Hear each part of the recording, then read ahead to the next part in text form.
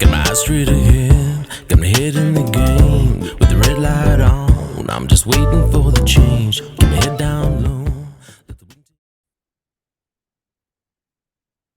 Hi, Jay Fallon here. Thanks for listening to The Slippery Slope. I've got a very special guest on today. Just met this person. It's been great to just catch up and see what he's all about. Reading through his website and seeing someone else who's been in the fight regarding COVID, regarding the vaccine. Someone who will know a lot more about the vaccine, the medical implications, way more than I do, and a lot of you out there. So really looking forward to talking to William Bay today. And hey, if you're out there clapping along, please give a warm welcome. William, how are you? Sorry for Good afternoon, Jay. Sorry for the long I stuffed up where I was. Anyway, how are you? You're in Airlie Beach.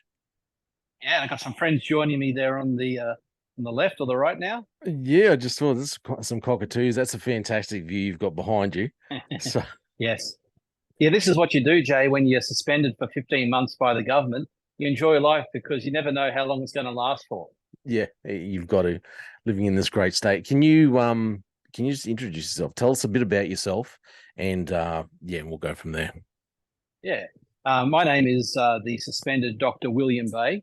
I have to say the word suspended because not only am I suspended by AHPRA, the medical regulatory agency, but if I don't, they threaten me with 3 years jail and $60,000 fines. Why? Because they have clamped down on my free speech and, in fact, all the free speech of all Australian doctors and nurses for criticising the COVID vaccines.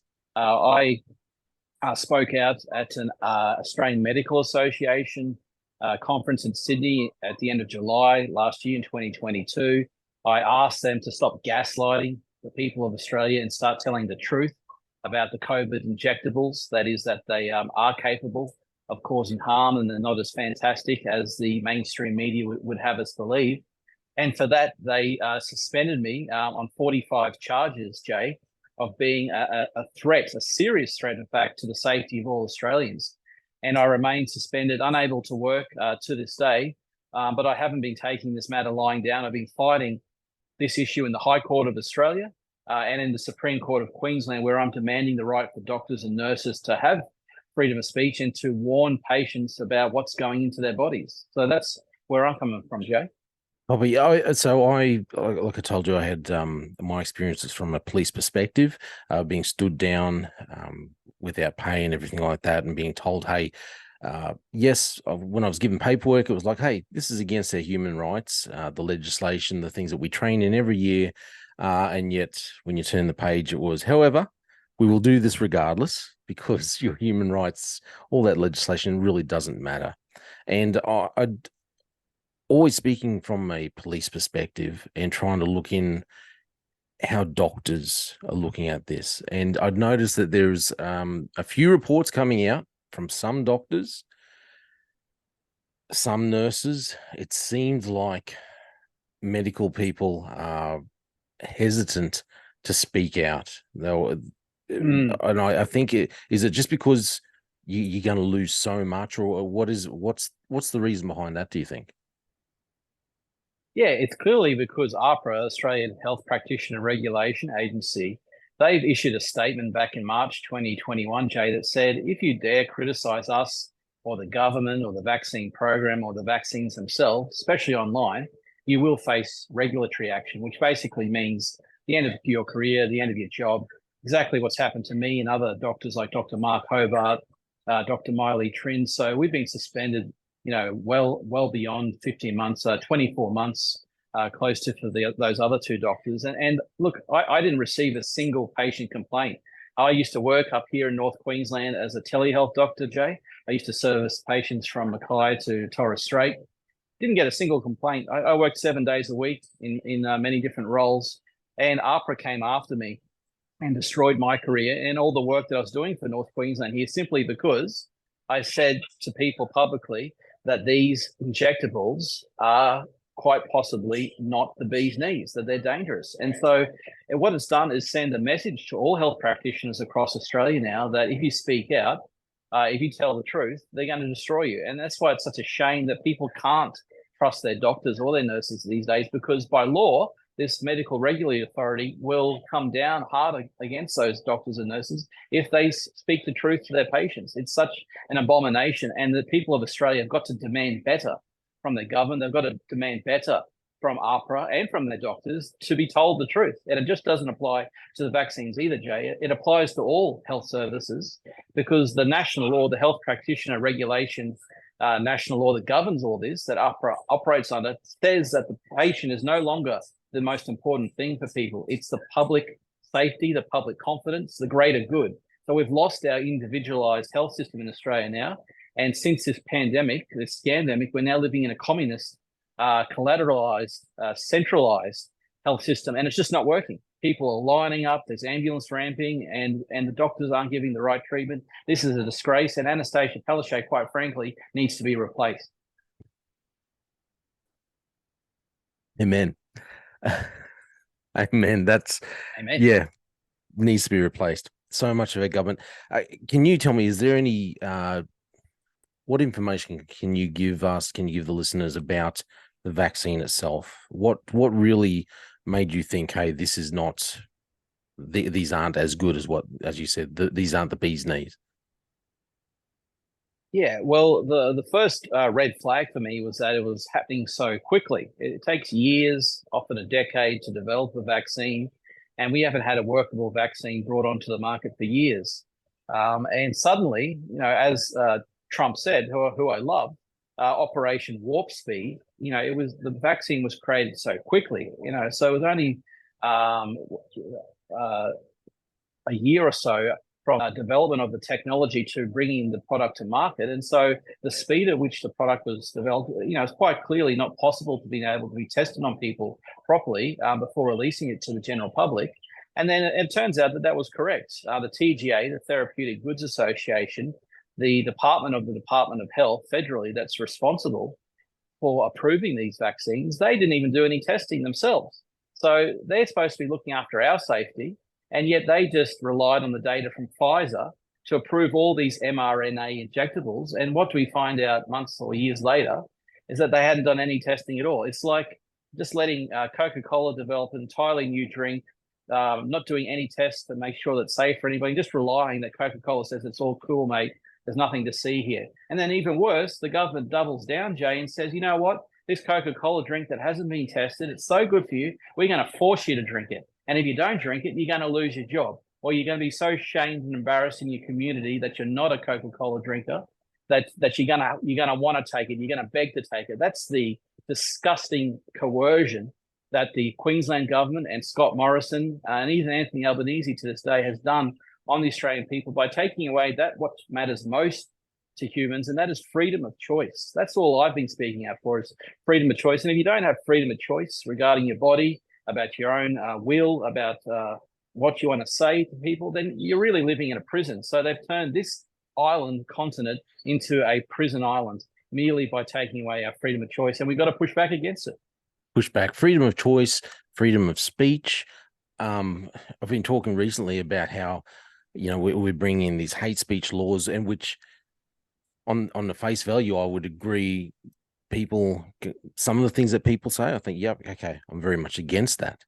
However, it seems like our government is going down what I would say the slippery slope, where this one person's hate speech will, it goes down and goes down. I think it's honest. I think it's on a fast track where, because as a Christian, I think there's lots of things in the Bible they'll be saying, hey, the Bible we can now announce is a book of hate speech, because of what it says about certain parts of our community. We'll overlook these things that it says, and we're just going to focus. We're going to misinterpret what the Bible's saying. And it's attacking all aspects of our life. This Western society where we're supposed to, not everyone has to agree. Not everyone has to have the same religion, the same beliefs, but we can all vote. We can all agree to disagree, and we can all speak freely. And as someone who, I faced racism, and all different kinds of things over my life, I always found that banning people from saying what they say doesn't work. No. My personal opinion is you're better off educating people, better off talking to things about it. But don't you find now? If you don't, it's all good. But we've got this. They're really cutting us off at the knees when it comes to our freedom of speech, and for a while it was looking really scary with our freedom of movement. Where do you think this is all tracking? How do you think this is going now? Are we getting better? No, we're getting worse and much worse. Jay, your show, Slippery Slope podcast, could not be named any better than what's happening in Australia and especially Queensland these days. We are going down a valley, a deep ravine into absolute tyranny, because you may have heard of the disinformation bill, the ACMA bill at the federal level. Yep. Well, whilst Queensland may have the worst number of police shootings, whilst Queensland may have the worst roads in this country, whilst Queensland may have the worst hospital system in this country, they're leading the way. Anastasia is leading the way with the best tyranny in this country, because they've done one up on the federal government. They've introduced amendments to the criminal code that were passed on the 13th of October of this month, where the criminal code is now making it punishable by jail, 3 years jail, for offending people regarding their race, religion, gender, sex, their identity, those type of things. So whereas the federal government is going to suppress your online speech if they don't think it's nice and flowery and vanilla, that in Queensland, they're going to put you in jail, both online and offline, for any physical act in a public place. Everybody should look it up. It's the Criminal Code Amendment Bill 2023. It was introduced by that traitor Shannon Fentiman, the former Attorney General, Health Minister. She introduced it on the 29th of March 2023, and now she is going to put people like you and me in jail, allegedly, if we start offending people based on race, religion, and gender. And even worse than that, you get 6 months jail if you start broadcasting or holding up a symbol that a committee deems, not even the legislature, but just the committee, the executive deems is hate speech. So it may be the Christian cross, hey, it may be the Muslim crescent, who knows? It may be the symbol 832. They're going to be putting pressure on people to shut their mouths, and that is the slippery slope, Jay. We're descending into a government state, a police state, where you can't say anything, you can't do anything. And I should know, because I'm facing court on November the 14th of this month, because I was arrested outside AHPRA, the same government agency that mandated all the doctors and nurses to shut up about the vaccines. They put me in the lockhouse, the watch house, for 24 hours because I was merely using a megaphone to protest AHPRA at 192 Ann Street a few months ago in Brisbane. 24 It's hours. a disgrace. 24 hours. They kept me in the watch house for 24 hours because they wanted to cut a deal with me. They said that they'll let me go and I can go appear at a magistrate, as you do, as long as I sign conditions on my bail, Jay. And those conditions were that I would never return to the CBD of Brisbane again until the court matter was finalised. And now court cases can take months, sometimes years, especially with me, who doesn't let things go and I push things all the way. So I refuse to sign those unlawful conditions because we do have a right to political speech in this country. So because I refused to sign their unlawful conditions, they kept me in jail overnight, or the wash house. And we've been on that track for quite a while. You probably heard the story about the pastor down in Victoria who was arrested and kept in remand for it was well over a week because he'd put a post up on Facebook.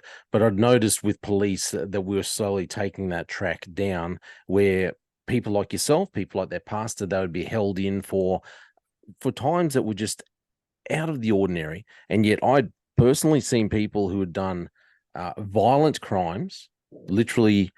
Well, when I worked in the far north, I'd go and pick someone up. They'd be arrested for something violent, something dangerous. You'd take them down to Cairns. I'd be heading back up to my little town further north, and you'd get word that they'd already been released.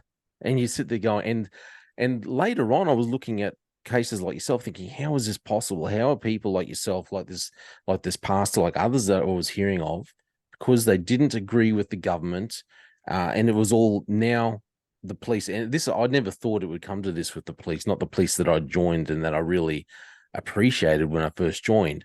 It was now, this is a police that answers to the politician and that goes out and does the political bidding. And that seems like what you felt, the police that do political bidding.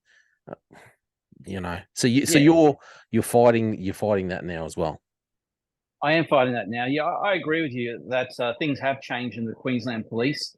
Not only do we lose many good men and women serving in the QPS because of those unlawful mandates to stick an mRNA/DNA modifying mechanism into people's arms without their full consent, which is a crime, by the way.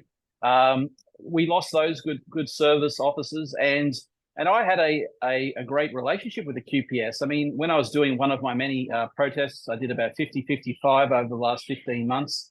The Queensland Police even let me drape my Queensland People's Protest flags, like a 16-foot banner over the Roma Street headquarters signs of the QPS. Jay, that's how free speech allowing the QPS used to be. But Katarina Carroll's come in and she has ruined this police force. She's ruined this state by enforcing those mandates against those good officers who are doing nothing better, doing nothing worse than choosing to make informed consent decisions about their own body. And I heard many reports that the upper echelon of the QPS, weren't required and weren't forced to take the vaccine, and nor should they be, because every Australian is entitled to choose what goes into their body. So I think that the QPS is going down a dark path. It is serving the political interest. It should be there to preserve our human rights, to protect our human rights. It should not be there to trample on our human rights. And meanwhile, as you say, we've got a youth crime explosion happening in this state.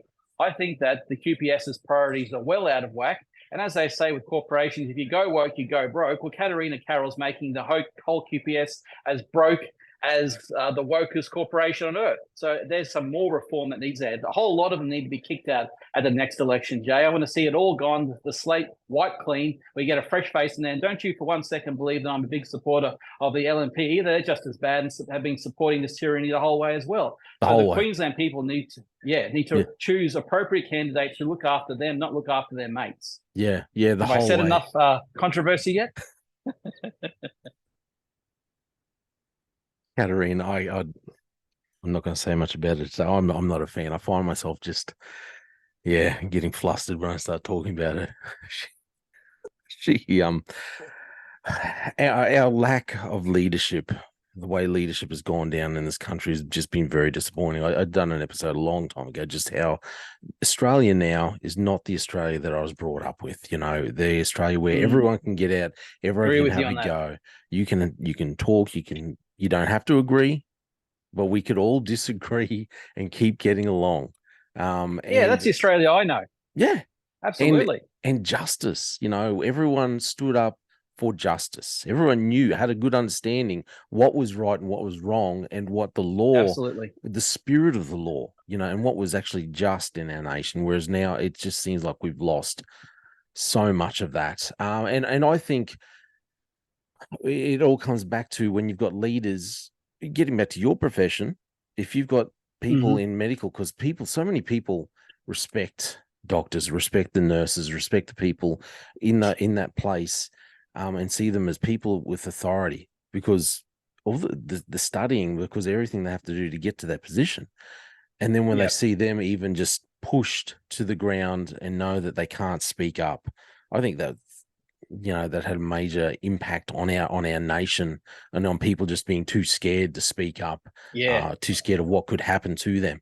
Yes, you're right.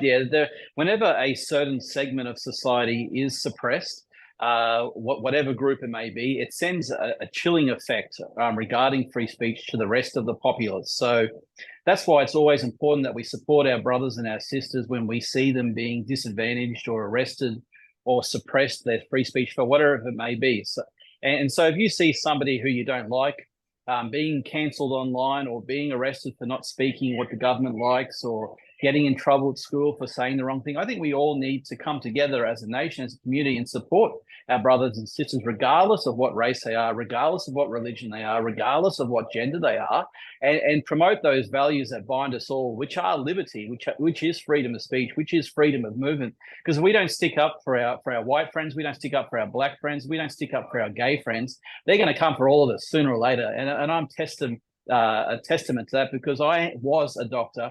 I'm now not a doctor. I haven't been a doctor for 15 months, merely because I said something that Anastasia Palaszczuk didn't like. And you know what I said, Jay? I said that she's a dark mistress that was wielding power with a ring of power from 1 William Street with these vaccine mandates. And that's what got me in trouble. They Yeah. even put it in the 45 charges against me. That's how upset they were about that as well. What was So that it part just of the goes to charge? show you. Yeah, that was literally, they said in there, Dr. Bay has called Anastasia Palaszczuk a dark mistress. Like my Lord of the Rings references. So, the Frodo and the ring. And so, she reminds me of Sauron and just a little bit less good looking. And so they had to put that in the charge sheet against me. And, it's still to this day, we're fighting about these issues in the High Court of Australia. So if anybody wants to support me to get our free speech so we can all call Anastasia Palaszczuk a dark mistress, then go to qpp.life/donate. Make a small donation to me, because it does cost money to fight this war, but we will win, because truth and God are on our side when we fight for justice and truth. And I know it's the truth that we do have the right to speak freely. I'm just going to bring it up here. Okay. I hope, can you see that now? I've got it. I've just got it up here for everyone I can, yes. to look. So this is the website here, qpp.life. Welcome to the Queensland People's Protest. So all the details are on there. Everything that anyone needs to know, you can look it up there. It tells all about yourself, everything about blocking the freedom of speech. Great website, and you can click on the there events to donate. page always for our events pages for all our protests coming up. All my details of the various trials that I've got going. I have my regular show there on Thursday nights, 8 p.m. Queensland time, on the Cafe Lockout channel. We've got the Courage and Strength tour with Avi Yemeni, Craig Kelly, and Rukshan Fernando coming up on the 18th of November. So please come along and say hi. And then legal, if you want to read exactly all this tyranny regarding the Dark Mistress and all the illegal laws that Anastasia is passing, trying to take away our informed consent, you click on the legal page, and then I've released all my documents to the public, which is a lot different to what lawyers do. They normally don't give out all their documents, or at least for free, but I do, because I want everybody to get on side of the cause for freedom. I want us to win. I know we can win if we all stick together on this, because if we don't, we're going to go down that slippery slope further and further and further and fall into a big bucket of mud covered with tyranny and unhappiness. And I am not going to be one of those people that's going to be happy and own nothing. I'm going to be very unhappy if I know nothing. And so I want us all to have private property, to have free speech, to have a job, and to have a safe place to live. Is that really a crime? Yeah. Okay. That's probably one of the best things I've heard in a long time. If you want to help, William, or I was about to say, sorry, your title then. If you want to help William, I don't want to get us in trouble. If you want to help William, go to the website, hit donate, check him out. I think excellent thing to do. Listen, I've got to be honest, I'd probably love to have you on again another time if you're ever willing to come back and chat. Yeah, love to, Jay. Yeah. Yeah. Where are you normally based? Perhaps I could get you on my show as well. Yeah, that'd be fantastic. Where are you normally based? Normally based in the north side of Brisbane. I used to work in a GP practice at Woody Point on the Redcliffe Peninsula. Yeah. I was also a home visiting doctor, going all around to people's homes at night, helping the elderly, obviously the sick, and nursing homes. I used to go to a lot of places that my vaccinated colleagues wouldn't, because they were scared of COVID-19. Myself, unvaccinated, I used to go into all those places. So they needed me, but they didn't need me enough, it seemed. When it came to freedom of speech, they chose to sanction me, kick me out instead of allow me to keep working. And we have a shortage of doctors. If people are wondering where all the doctors have gone, why there isn't doctors in Rockhampton Mental Hospital, why there's not a single one there at all, why there's doctors missing out west, it's because the good ones, like me, they're either suspended, retired, resigned, or gone overseas. So that is the great tragedy facing this nation, and we've got to fix this. Just one question about the doctors. I'd read some reports that doctors were having issues with basically being threatened by the insurance companies, and that if doctors weren't towing the line when it came to the jab, well, then their insurance companies would, and I don't know a lot about insurance companies like this, but then their insurance companies wouldn't cover them in their private practice and all that kind of thing. Is that verified? Is that true? What is true is that doctors like myself pay thousands of dollars of fees every year to medical defense organizations. These are medical insurance companies that have teams of lawyers that are supposed to protect me, the client, the doctor, when we are accused of any medical negligence. Not that I've ever done that. Not a single patient complaining against me, if you can believe that. It's just purely about my freedom of speech that they've come after me. And so when they came after my freedom of speech and my medical defense organization went to defend me, they were so afraid. They were so fearful of ARPA and the government. They were trembling in their boots. So on my first day, I fired them. I said, thanks for coming, but you're gone. I'd rather self-represent. That's what I've been doing. As an Aussie, as a Queenslander, I've been fighting the good fight in the Queensland Supreme Court and in the High Court, I might add, as a self-represented litigant, because I've done away with lawyers, because what I've learned during my struggle is that unlike America, where the client is the first priority, where you do your best to serve your client no matter what, whether you think they're guilty or not, in Australia, the first duty of lawyers is not to the client, but to the courts. Yeah. And you can look that up. Everybody, I encourage you. People need to understand that the lawyers work for the courts, essentially, not for you, the client. So that's why I got rid of them. And that's why doctors are afraid, because they know that their lawyers and their medical defense organizations do not have their backs. Nobody's got their backs except for the public. That's why public, whoever you are, we need you to support me and the other doctors like Dr. Mark Hobart. We've got to get the power back. Otherwise, we're going to lose this whole country all the way. Thanks for confirming that. Yeah, because like I said, I'd read it and I've thought, but like I said, it's hard to find people who will back it and say, "Yep, this is what's happening." Listen, they're so afraid. Yeah, the lawyers, the doctors, both. Yeah, but not me and not you, and that's why we like each other, or at least I do. And that's why it's great to be on the side of freedom, mate. It's beautiful. Like I think every doctor should get out there and say something, because it feels beautiful to be liberated. You don't need to hide in fear. Don't hide in fear, people. Get out there, say something, and the truth shall set you free. Yeah. John 8:32. Exactly. Listen, we're running out of time. I'm very sorry to do that, but we're running out of time. I've got a holiday to do. You got a holiday. You've got a holiday to do. I'm back in the old salt mines tomorrow. Back at it. Listen, thanks very much for joining me. I really would appreciate if we stayed in touch and we could do something else together in the future. Keep us in the loop of what's happening with your court cases. I'll try and keep everyone updated what's happening. Encourage all the listeners. Get a hold. Check out the website. I'll put the details on the in the details for this episode.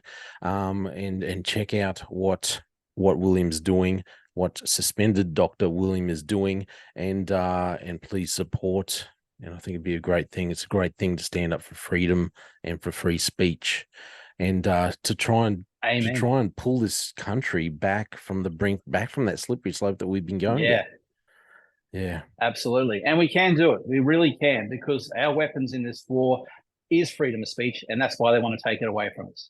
Yeah, exactly.